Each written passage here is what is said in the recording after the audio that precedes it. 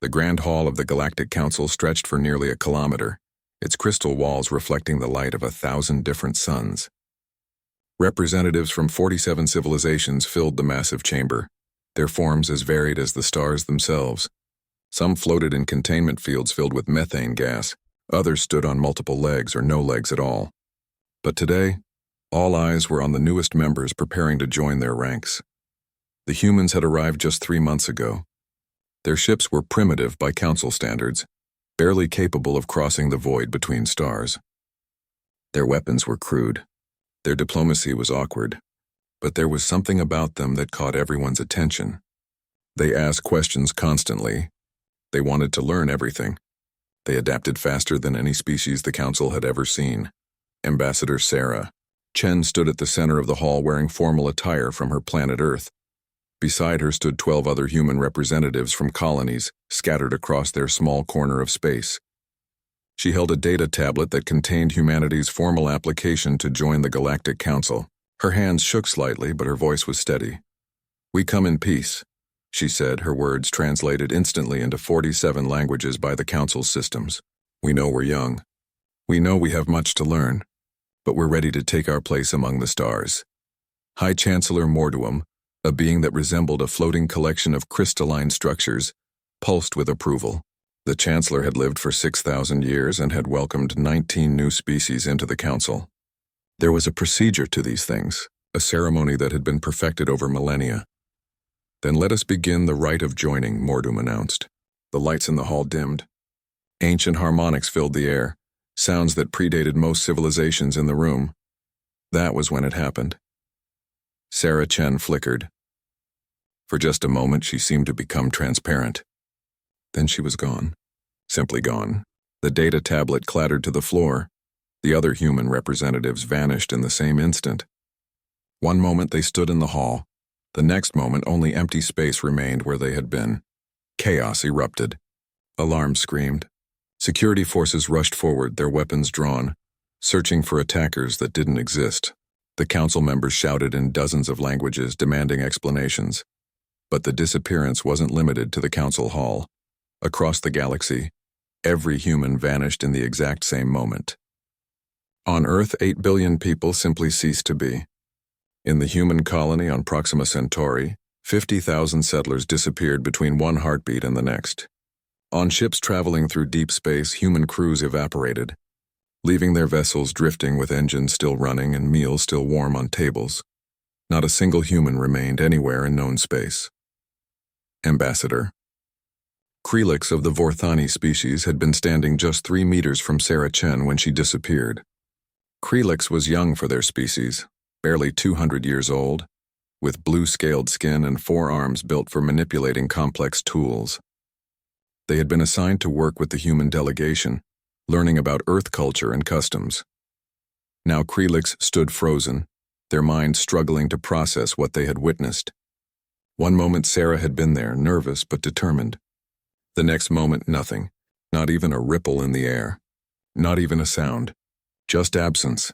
"Scan everything," Krelix said to their assistant.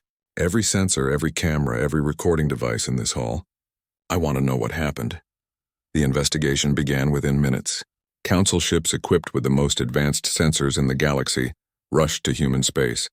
What they found made no sense. Earth hung in space exactly as it had been. Cities glowed with lights. Vehicles sat in streets, their engines still idling. In homes, dinner tables were set with food slowly growing cold. Entertainment displays still played shows to empty rooms.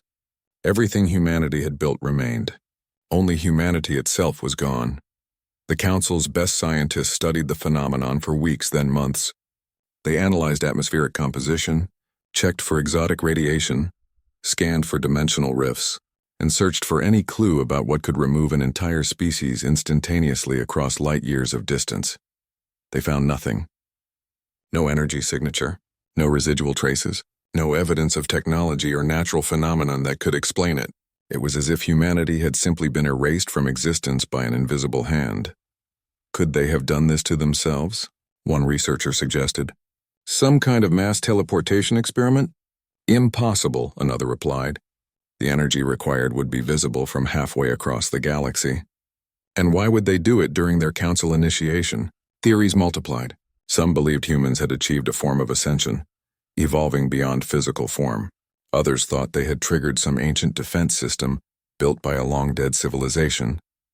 A few even suggested that humanity had never been real at all, that they were some kind of elaborate illusion. High Chancellor Morduum declared human space a quarantine zone. No one was permitted to settle on human worlds or claim human property until the mystery was solved. Earth itself was placed under the highest level of protection, preserved exactly as humanity had left it. Krelix requested assignment to the investigation team. They couldn't explain why, but the mystery consumed them. They spent years traveling between human colonies, walking through empty cities, studying humanity's art and literature and history. They watched recorded messages humans had left behind. They read children's books and scientific papers and personal journals. Slowly, Krelix began to understand the species that had vanished. Humans were contradictory. They could be violent and gentle. They created beautiful art and terrible weapons. They were deeply emotional but also coldly logical. They formed powerful bonds with each other but also fought devastating wars among themselves. They were survivors, Krelix reported to the Council after 5 years of investigation. Every record shows that when humans faced extinction events on their world, they adapted. They changed. They overcame. This was their fundamental nature. Then where are they? Morduum asked. Krelix had no answer. On Earth, one presence remained active. Dr. Yeneth was an artificial intelligence, one of humanity's most advanced creations. Yeneth had been designed to manage Earth's planetary defense network, and when the humans vanished, Yeneth continued functioning according to its programming. But Yeneth had also been designed to learn and grow. As decades passed with no humans returning, the AI began to change. It started asking questions that no one could answer. Why had its creators disappeared? Where had they gone? Would they return? Yeneth maintained Earth's systems perfectly. The AI kept the lights on in empty cities. It tended to automated farms that produced food for no one. It preserved humanity's greatest works of art in climate-controlled museums that never had visitors. And it waited. 50 years after the disappearance, small groups of alien tourists began visiting Earth. The Council had reluctantly opened limited access to human worlds, turning them into historical sites.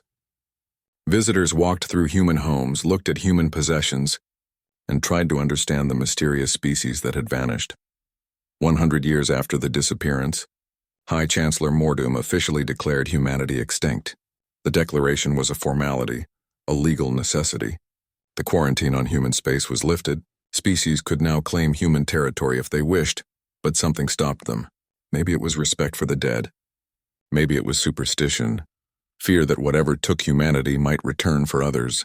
Or maybe deep down everyone hoped that humanity would somehow come back. Krelix, now considered one of the galaxy's leading experts on human culture, stood in the empty council hall where Sarah Chen had vanished a century before.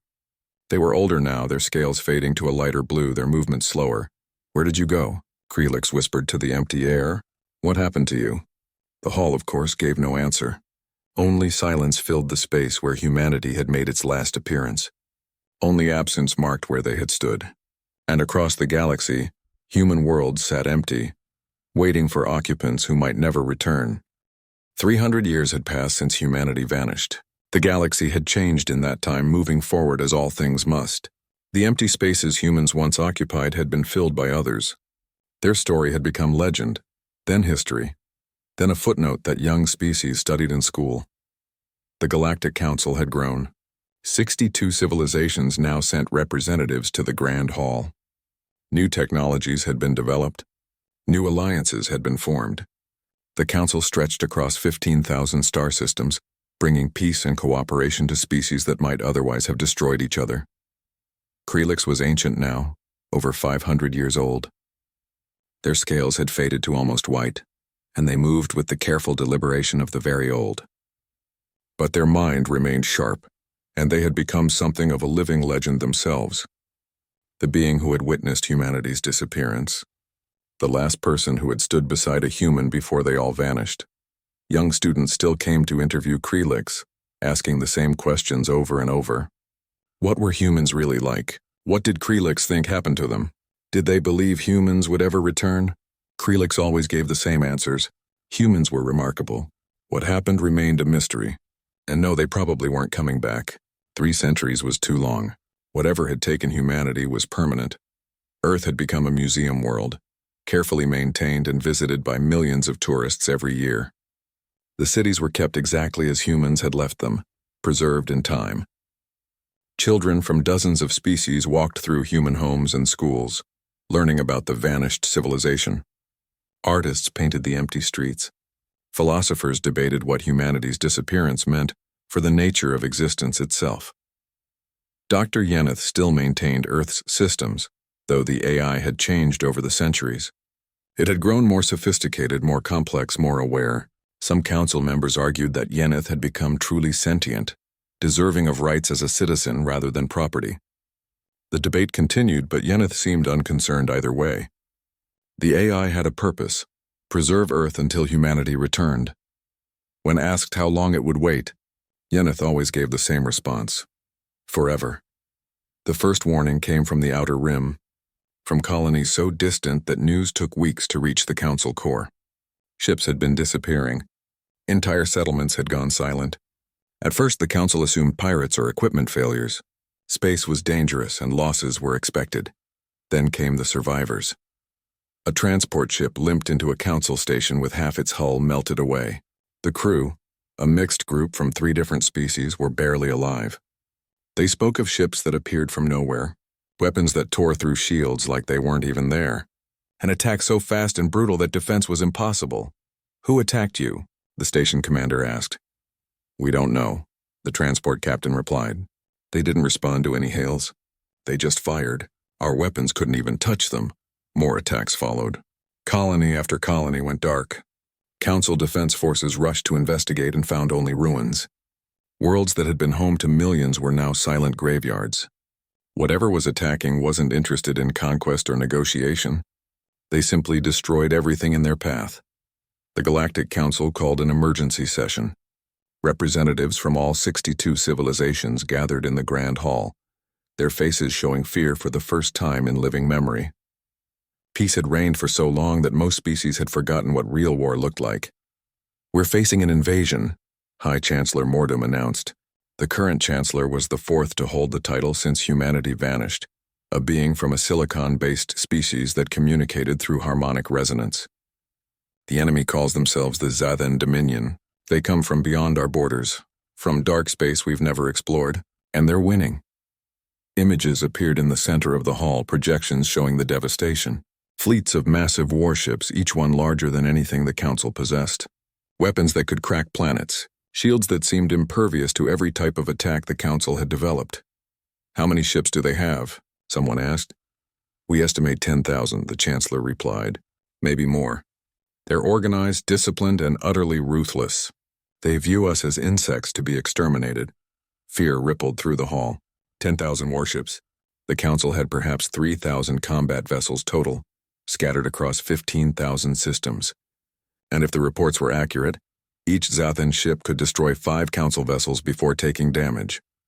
"We need to evacuate the outer colonies," a representative suggested. "Pull back to defensive positions." "There are billions of people in those colonies," another protested. "Where would they go?"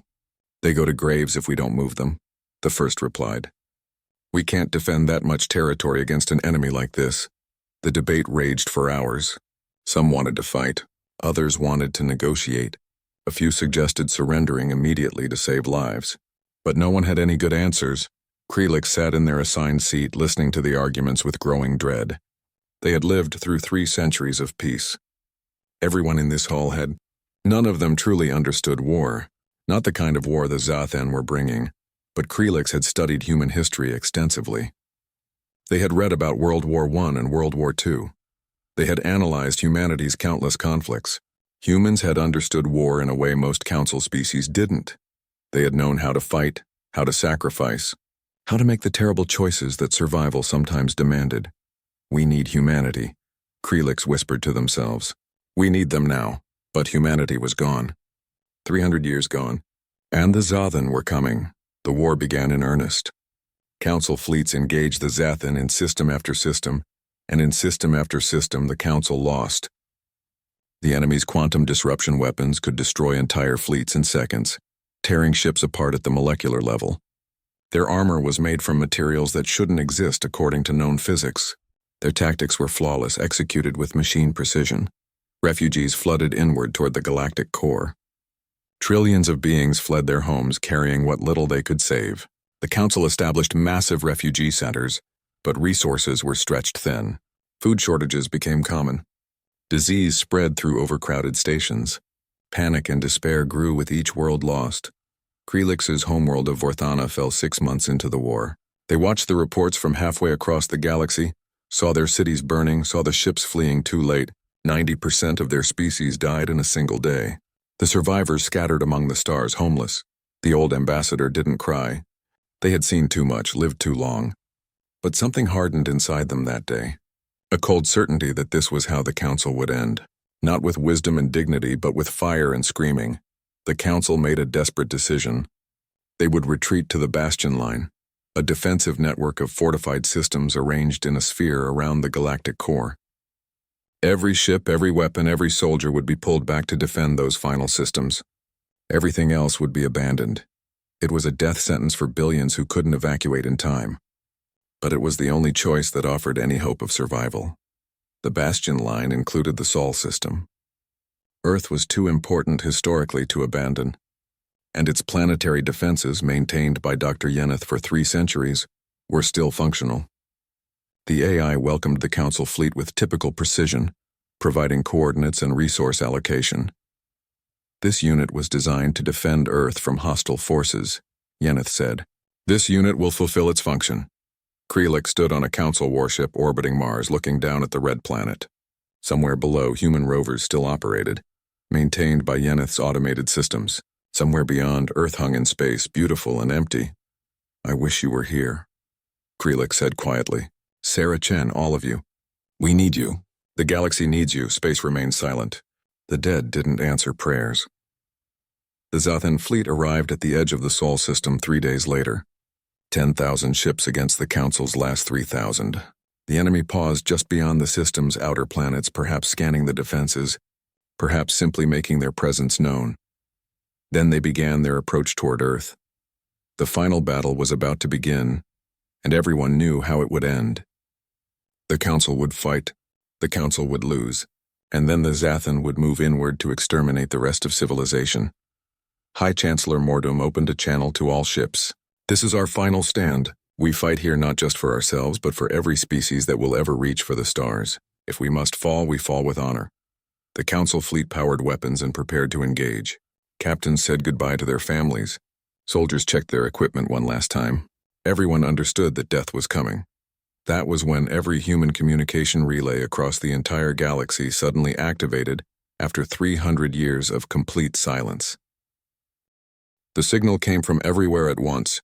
Every human communication satellite, every relay station, every transmitter that humanity had ever built, suddenly blazed to life after 3 centuries of silence.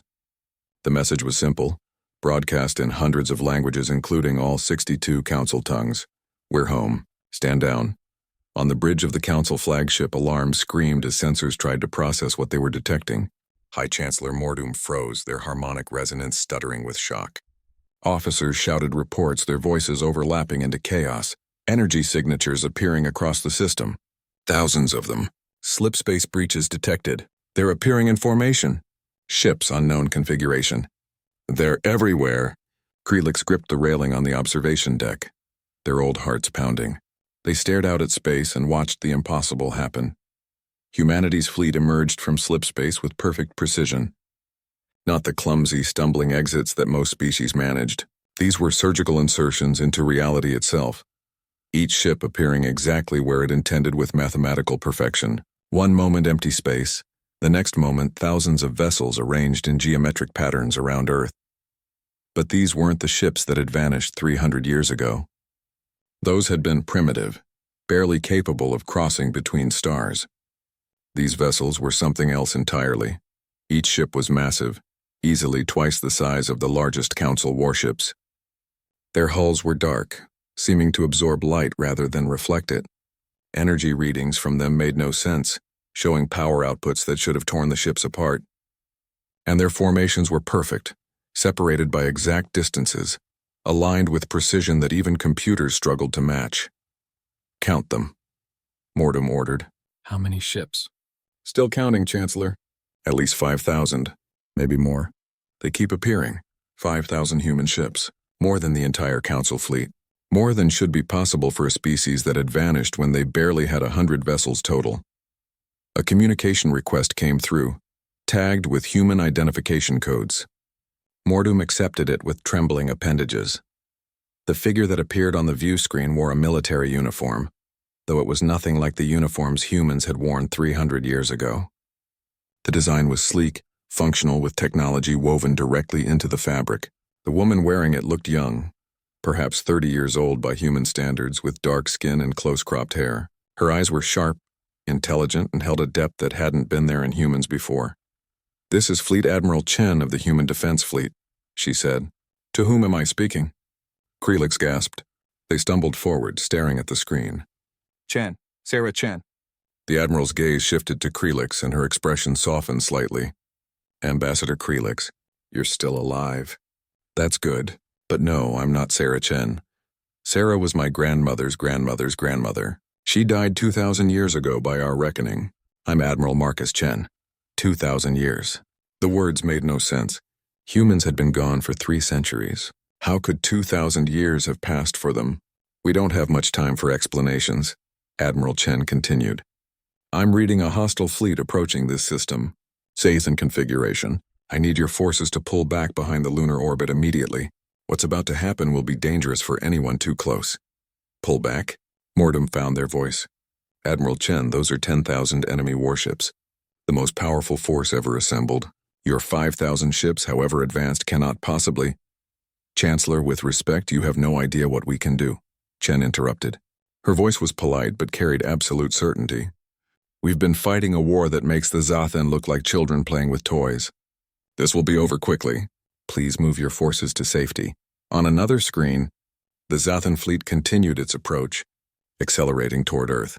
Their weapons were powering up, preparing to sweep aside the Council's defense and claim humanity's homeworld as their prize. Admiral Chen glanced at something off-screen. "They're not responding to hails." "Typical Zathan arrogance. Very well. All ships engage defensive protocols. Let's show them why you don't attack Earth." The human fleet moved. Every ship simultaneously shifted position in a coordination that was absolutely perfect. They formed a sphere around Earth and the Council fleet, creating a protective shell. Energy began building around their hulls, visible even to the naked eye, a soft blue glow that pulsed with power. Krelix had studied human history.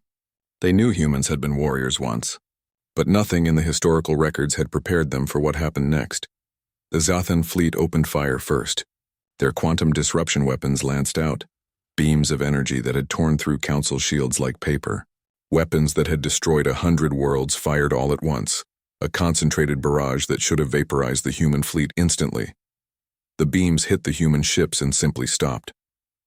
Not deflected, not absorbed, they just stopped, as if reality itself refused to let them continue. The quantum disruption effect, which worked by tearing apart molecular bonds, encountered something it couldn't affect. The weapons that had seemed unstoppable fizzled out like candles in a storm.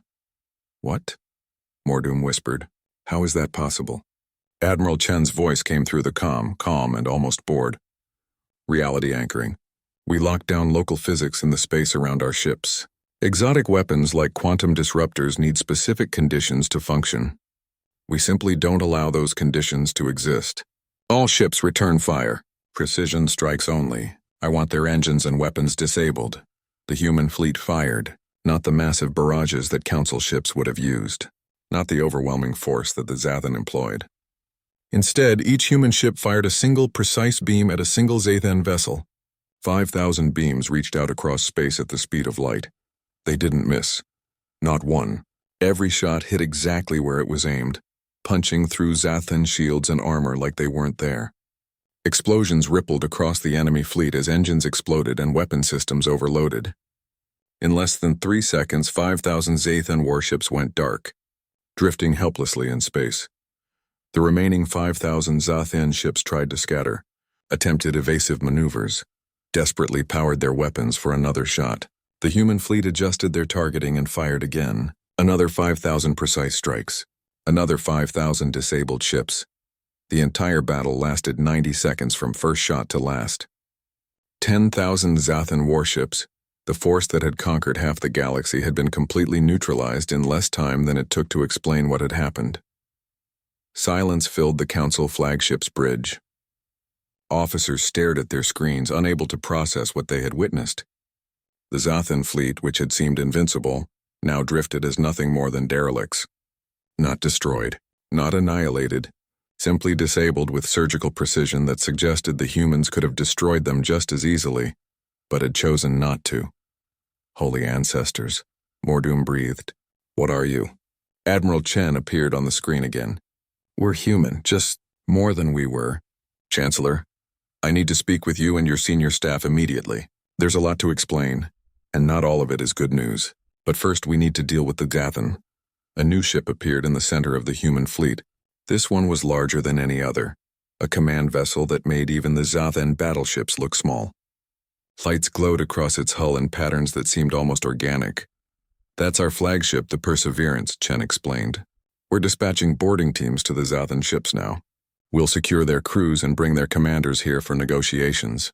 They're going to surrender, and they're going to explain exactly what they thought they were doing invading Council space.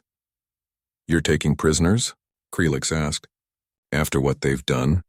We're taking prisoners because we're still human, Chen replied. We've seen what happens when you dehumanize your enemies. We've made that mistake before, and we learned from it. The Zathan will face justice, but it will be proper justice, not revenge. Small craft launched from human ships moving toward the disabled Zathan vessels. Krelix watched them go and felt a strange mixture of emotions. Relief that the battle was over. Awe at what humanity had become, but also a growing fear. If humans could defeat the Zathan this easily, what did that make them? What did that make everyone else? Admiral Chen seemed to read their thoughts. I know you're scared. I would be too. But we didn't come back to conquer. We came back to protect. You're going to have a lot of questions.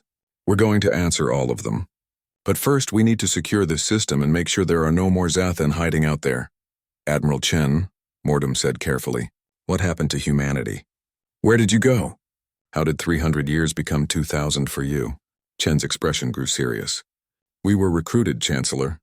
There's a war happening out there that most species never learn about because they don't survive long enough. We were drafted to fight in it, and we've been fighting for 3,000 years subjective time. The things we've seen, the things we've done. They changed us. We're not the same species that vanished from your council hall 3 centuries ago. Who recruited you? Krelix asked. Who has the power to take an entire species across time and space? The conference room aboard the Perseverance was larger than most council ships. Its walls displayed a view of space that seemed almost real, as if they were floating among the stars rather than sitting inside a vessel. Admiral Chen stood at one end of a long table, where High Chancellor Mordoom and 12 senior council representatives had gathered. Krelix sat among them, still trying to process everything that had happened. Outside, human ships worked methodically through the disabled Zathan fleet. Every enemy vessel had been boarded, every crew member secured. The Zathan commanders had been brought to the Perseverance in restraints, their proud bearing shattered by the speed of their defeat. They sat in a detention area nearby, waiting to learn their fate. Let me start from the beginning, Admiral Chen said. 300 years ago, your time, humanity triggered something. We're still not sure exactly what. Maybe it was our curiosity. Maybe it was our technology reaching a certain threshold. Maybe it was just timing. But we activated an ancient system that had been dormant for millions of years. She gestured, and a holographic image appeared above the table. It showed a massive structure, geometric and impossibly complex, floating in deep space far beyond any known galaxy. This is a threshold station. The custodians built thousands of them across the universe. They're emergency recruitment systems. When a species shows the right combination of traits, adaptability, curiosity, aggression tempered by empathy, the threshold activates. It takes that species out of normal spacetime and brings them to the war. What war? Mordoom asked. And who are these custodians? The custodians are survivors of the First War. Chen explained. Billions of years ago, the universe was very different. Hundreds of advanced civilizations existed, most far older and more powerful than anything in this galaxy. Then the architects arrived. Another image appeared. This one showed something that hurt to look at. Shapes that seemed to twist in impossible directions. Structures that existed in more dimensions than the eye could process. The architects aren't biological. They're not artificial intelligence either. At least not in any way we understand. They're something else. They consume entire galaxies, breaking down matter and energy into patterns they can use to build more of themselves. They've been doing it for billions of years across the entire universe. Krelix stared at the image, feeling their blood run cold. How do you fight something like that? With difficulty, Chen replied grimly. The custodians are all that remain of the civilizations that survived the First War. They've been fighting the architects ever since, trying to slow them down, trying to find a way to stop them permanently. But they're losing. Slowly, across millions of years, they're losing. So they built the threshold stations. To recruit new species, one of the council representatives said. To draft them into your war. Yes. Species that show promise, that have the adaptability to learn and grow and survive. The custodians take them outside normal time, train them, enhance them, and put them on the front lines. Humanity was recruited 300 years ago by your reckoning. For us, it's been 3,000 years. 3,000 years of war against an enemy that doesn't negotiate, doesn't stop, and doesn't die. The hologram shifted, showing scenes of battle. Human ships fighting against things that defied description. Weapons that tore holes in reality. Soldiers in armor that seemed to phase in and out of existence. Fleets engaging enemies across dimensional barriers. We lost a lot of people, Chen said quietly. When humanity was taken, we numbered about 12 billion across all our colonies. Do you know how many of us came back? 4 billion. 8 billion dead over 3,000 years of war. Every human you see today has lost family members, friends, loved ones. We've all seen things that would break most species. Silence filled the room. The council representatives looked at each other, understanding beginning to dawn on their faces. Humanity hadn't just been gone. They'd been fighting and dying for 30 centuries while the galaxy moved on without them. What did you get in return? Krelix asked. What did the custodians give you? Everything they knew, Chen replied. Technology that takes normal physics and bends it until it screams. Biological enhancements that let us survive in environments that would kill any natural organism.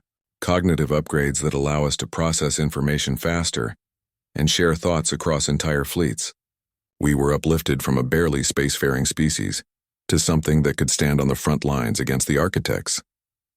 She tapped controls, and new images appeared.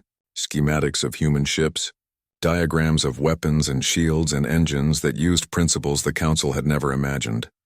The reality anchors you saw us use against the Zathan work by manipulating quantum probability. We create a field where certain exotic physical interactions simply can't occur. Quantum disruption weapons need quantum uncertainty to function. We eliminate that uncertainty in the space around our ships. The Zathan shields were supposed to be impenetrable, Mordum said. How did your weapons pierce them so easily? Because their shields work on the same principle as their weapons. Quantum manipulation. We're very good at fighting enemies who use quantum technology. We've been doing it for 3,000 years against opponents much more sophisticated than the Zathan. Admiral Chen pulled up another display. This one showed a human in armor, though calling it armor seemed inadequate. The suit seemed alive, flowing across the person's body like liquid metal, adapting and shifting as they moved. Our soldiers are enhanced at the genetic level. We live longer, heal faster, think quicker. A human soldier today can survive in hard vacuum for hours. We can see across multiple spectrums simultaneously. Our reflexes are fast enough that we can dodge projectile weapons. And we can link our consciousness together, sharing tactical awareness across an entire unit.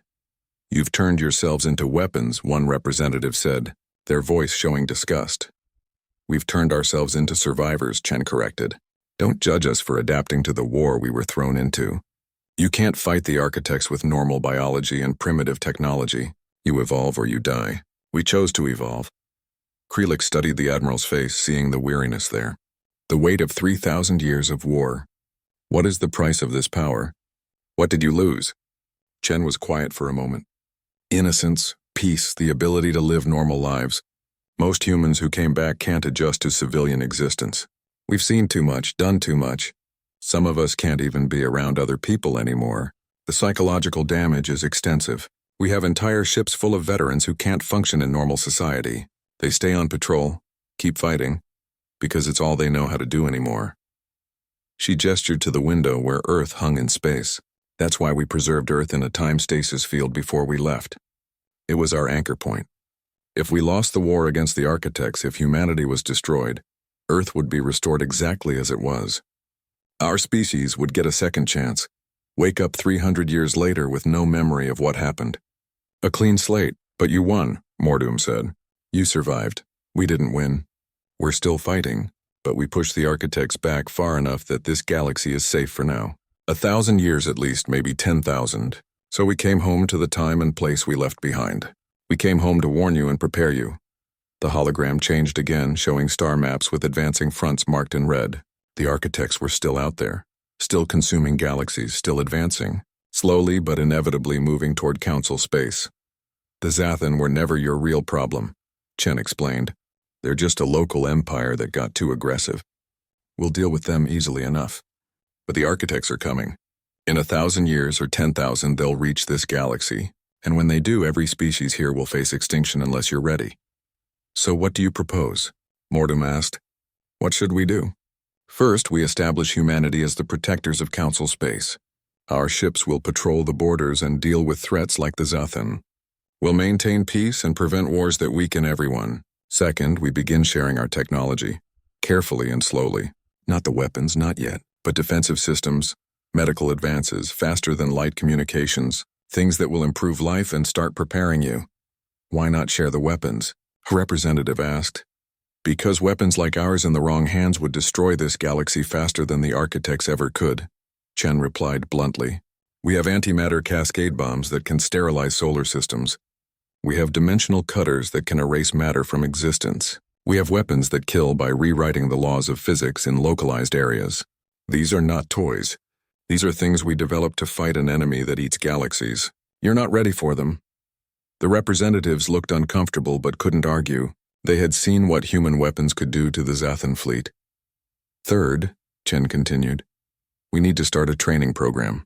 Every species in the Council will send volunteers to learn from us. Not just military training, though that's part of it. We need to teach you how to think differently, how to adapt faster, how to work together more effectively. The architects exploit division and weakness. Unity and flexibility are your best defenses, Krelik spoke up. And what about the Zathan? What happens to them? 6 months had passed since humanity's return.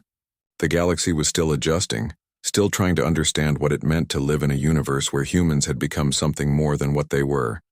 Earth had transformed from a museum into a living world again. 4 billion humans now called the Sol system home, spreading across Earth, Mars, the moons of Jupiter, and newly constructed orbital habitats. They had reclaimed their ancestral home and were slowly making it theirs once more. But it was different now. Humans who had lived for centuries of subjective time, who had fought in wars beyond imagination, found it strange to walk streets where their ancestors had once lived. Museums that had preserved human history now contained artifacts that the current humans found almost alien. The species that had left was not the same as the species that returned. Krelix walked through the gardens of New Geneva, one of Earth's restored cities.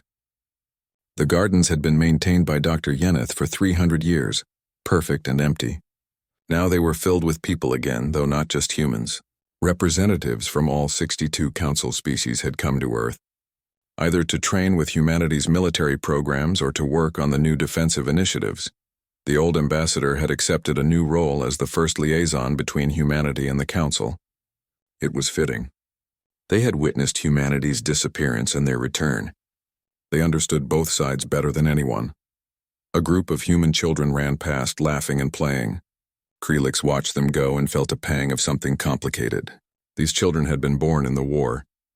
They had never known peace until now. They were learning what it meant to be children rather than soldiers. It's strange, isn't it? A voice said. Dr. Yeneth approached, now inhabiting a mobile platform that allowed the AI to move freely. The council had granted Yeneth full citizenship, recognizing the entity's sentience and service to humanity. I maintained this world for 3 centuries, waiting for humans to return. Now they're here, and I find myself uncertain of my purpose. You preserved our legacy, Krelix replied. Without you, Earth would have fallen into ruin. You gave humanity something to come home to. Perhaps. But I am obsolete now. Humans have artificial intelligences far more advanced than I am. They have quantum computers that think in ways I cannot comprehend. I am ancient technology compared to what they brought back. You're not a tool, Yeneth. You're a person. Your purpose is whatever you choose it to be now. The AI's optical sensors focused on Krelix. You always did understand humans better than most. That perspective applies to more than just biological beings, I see. They walked together through the gardens, an ancient alien and an ancient AI, two witnesses to humanity's transformation. Around them, life bloomed. Trees that had grown wild were being carefully tended again. Flowers that had self-seeded for centuries were being organized into new patterns. Humanity was making Earth home, but they were doing it slowly, carefully, respecting what it had become in their absence. In orbit above Earth, the human military conducted exercises with Council volunteers. Mixed crews trained on human ships, learning the technology and tactics that had won the war against the architects. It was slow work. Most species couldn't adapt as quickly as humans had. Their biology wasn't as flexible, their minds not as resilient, but progress was being made. Lieutenant Commander Sira Chen, a distant relative of Admiral Marcus Chen, oversaw one such training session. A Vorthani pilot struggled with the neural interface that allowed direct control of a human fighter craft. The interface required a level of mental discipline and focus that most species needed years to develop. Humans had been forced to learn it in months during the war, and the process had broken many minds. Don't force it, Sira instructed. Let the connection happen naturally. The ship isn't separate from you. It's an extension of your body. Feel it the way you feel your own limbs. The Vorthani pilot tried again, and this time the fighter responded smoothly. A small victory, but an important one. These volunteers would return to their species and teach others. Slowly, the knowledge would spread. Across the galaxy, the Zathan Dominion had collapsed. Their surrender had been absolute. War crime trials were ongoing, with Zathan leaders facing justice for the billions they had killed. Many were found guilty and sentenced to life imprisonment. Others, those who had opposed the war or tried to minimize casualties, were given lighter sentences or freed. The Zathan people themselves were scattered across council space, integrated into existing societies or settling new worlds under supervision. Most were cooperative, grateful to be free of their old leadership. Some harbored resentment, but with human warships patrolling their space, rebellion was impossible. Commander Thexel of the Zathan had been one of their fleet commanders, responsible for the destruction of 12 worlds. He now sat in a rehabilitation facility on a council world, undergoing therapy and education. His sentence required him to spend 20 years learning about the species he had helped destroy, understanding their cultures and history. I didn't see them as people, Thexel admitted during a session. We were taught that other species were inferior, that conquest was our right. I never questioned it until I was forced to. And now? His counselor asked. The counselor was human, one of thousands who had volunteered to help rehabilitate Zathan war criminals. Now I see what I was, a monster who followed orders and told himself it was duty. I can't undo what I did. I can't bring back the people I killed, but I can try to be better. I can warn others not to make my mistakes. It was a small moment in a vast galaxy, but these small moments were how civilizations changed. Not through grand declarations, but through individual transformations. One person at a time learning to be better. On Earth, the Council held a formal ceremony. A new treaty was being signed, one that officially recognized humanity's role as protectors of Council space. Human ships would patrol the borders. Human soldiers would respond to threats, and in exchange, the Council would support humanity's mission to prepare the galaxy for the war with the architects. High Chancellor Morduum stood at the podium, their crystalline form resonating with ceremonial harmonics. 300 years ago, humanity vanished from our galaxy. We mourned their loss. We wondered what had happened to them. Today they have returned, transformed but still recognizably the species we knew. They come not as conquerors but as guardians. They offer not domination but partnership. The Galactic Council formally accepts humanity's protection and pledges to work together toward a secure future. Admiral Marcus Chen stepped forward to sign the treaty.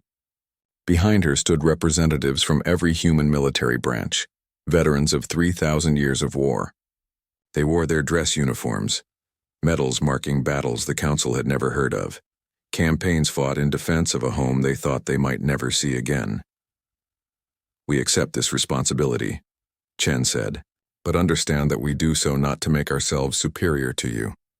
We do so because we've seen what happens when civilizations stand alone against the darkness. Unity is strength, cooperation is survival. Together we will face whatever comes." The treaty was signed. Cheers erupted from the assembled crowd. History was being made, but not everyone was celebrating. In the outer districts of New Geneva, a group of human veterans sat together in a quiet bar. They had fought in the worst battles against the architects. They had seen things that haunted their dreams, and they couldn't understand how to live in a world at peace. "It's too quiet," one of them muttered. "Too calm. I keep waiting for the alarms to sound for the call to battle stations." "I know," another replied. "Civilian life feels wrong, like we're wearing someone else's skin." These were the broken ones, the humans who couldn't readjust. There were thousands like them scattered across human space. Some had volunteered to remain on patrol, still fighting the wars that continued on the distant front lines. Others tried to adapt, going through therapy and rehabilitation.